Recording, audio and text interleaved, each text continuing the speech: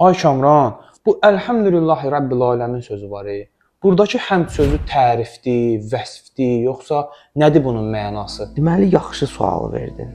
Əlhəmdülillah Rəbbil Aləmin sözündə həmd nədir? Bax, biri var şükür, biri var tərif, biri var həmd.